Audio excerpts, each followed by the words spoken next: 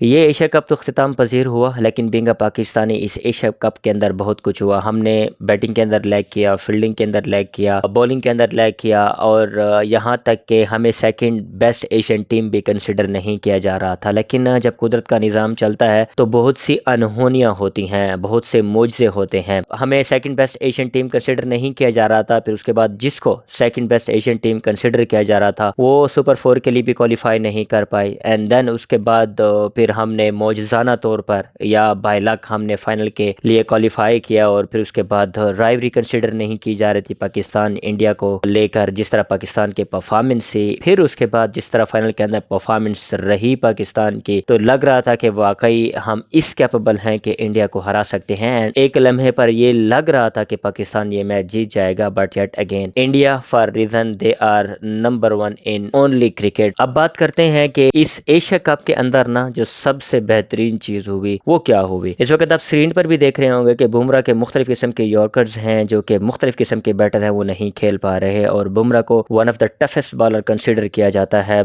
In international bowling, और कोई भी उनको नहीं खेल सकता। और हार्डली ये भी स्टांस है कि अगर बुमराह के ओवर में अगर आप सेंसिबल क्रिकेट नहीं खेलते या फिर आप मुहतात होकर नहीं खेलते, अगर आपको 4 से 5 रन मिल जाते हैं आपको उसी पर इस्तेफादा करना पड़ता है, तो इट्स योर लक। लेकिन यहाँ पर जो उल्टा हुआ वो ये हुआ कि पाकिस्तान के जो बैटर हैं साहिबजादा फरहान, उन्होंने बड़ी ही जबरदस्त तरीके से जो है ना बुमराह को चार्ज किया, the way he hit boundaries. पहले मैच को आप इग्नोर कर लें, दूसरे मैच में भी बुमराह का जो है ना वो साहिबजादा फरहान का जो है वो कैच ड्रॉप हुआ, बट जो फाइनल मैच था उसके अंदर जो साहिबजादा फरहान ने जो शॉट्स लगाई बुमराह के अगेंस्ट, दैट्स फिनोमिनल। वो एक प्रॉपर क्रिकेटिंग शॉट्स थी, और उनको देखकर वाकई में लगता है कि साहिबजादा फरहान ने आड़े हाथों लिया है जसप्रीत बुमराह को। ये खुश आइंद बात है। अच्छा, ऐसा हुआ क्यों, और मैं क्यों साहिबजादा फरहान साहब की जो है ना इतनी तारीफ कर रहा हूँ। देखिए, ये वाहिद पाकिस्तानी बैटर है, अगर आपको नहीं पता हो, जो पूरा का पूरा डोमेस्टिक सर्कल खेल कर आए हैं, और इन्होंने थ्रू आउट लिस्ट ए के अंदर और फर्स्ट क्लास के अंदर प्रॉपर क्रिकेट खेली है, और पूरा साल रगड़ा खाया है। पहले भी डेब्यू कर चुके थे इंटरनेशनल क्रिकेट के अंदर, T20 के अंदर, और इनकी परफॉर्मेंस कुछ अच्छी नहीं थी, और फिर उनको ड्रॉप दिया था, और ड्रॉप होने के बाद इन्होंने जाकर फर्स्ट क्लास क्रिकेट खेली, डोमेस्टिक क्रिकेट खेली, वहां पर जाकर परफॉर्म किया, और परफॉर्म करने के बाद फिर जब ये दोबारा आए, और दोबारा आने के बाद जो इनकी परफॉर्मेंस थी वो मार्वलस थी, और आप सब ने देखा दोबारा जब ये आ रहे थे बहुत से लोग इन पर क्वेश्चन मार्क लगा रहे थे, इनकी सिलेक्शन के ऊपर क्वेश्चन मार्क लगा रहे थे। मैं आपको स्टैट बताता हूँ एशिया कप के जो साहिबजादा फरहान ने अगेंस्ट बुमराह के रिकॉर्ड किए हैं। अच्छा, साहिबजादा फरहान ने ना 34 डिलीवरीज फेस की हैं जसप्रीत बुमराह की, और 51 रन स्कोर किए हैं, और 0 विकेट ली हैं। एंड जो स्ट्राइक रेट है साहिबजादा फरहान का वो 150 का है अगेंस्ट बुमराह। और अगर आप यूएसए के अंदर पाकिस्तान और इंडिया का मैच देखें, जब पाकिस्तान चेस कर रहा था 120, और जिस तरह रिजवान आउट हुए थे और काफ़ी तनकीद का शिकार भी हुए थे, ये वही बॉलर है जिसको हम नहीं खेल पा रहे थे, और वाहिद हमारे पास लिस्ट के अंदर वन एंड ओनली बंदा है जो साहिबजादा फरहान है, जिसने इतना बेहतरीन तरीके से बुमराह को खेला। अब उसके बाद इसी ही बैटर को कंपेयर करें, इनकी परफॉर्मेंस को कंपेयर करें एशिया कप के अदर बॉलर्स के साथ, तो इन्होंने 153 बॉल्स फेस की हैं, 166 रन स्कोर किए हैं, और 7 मरतबा ये आउट हुए हैं, और 108 का स्ट्राइक रेट है। जब आप डोमेस्टिक का पूरा सर्कल खेलते हैं ना, तो आप इतनी क्रिकेट खेल चुके होते हैं, आप 4 डेज क्रिकेट खेलते हैं, आप 50 ओवर्स क्रिकेट खेलते हैं, आप 20 T20 खेलते हैं, आपके पास इतना एक्सपोजर हो जाता है, आपकी इतनी प्रैक्टिस हो जाती है, तो आपको हर एक बॉलर नॉर्मल ही कंसिडर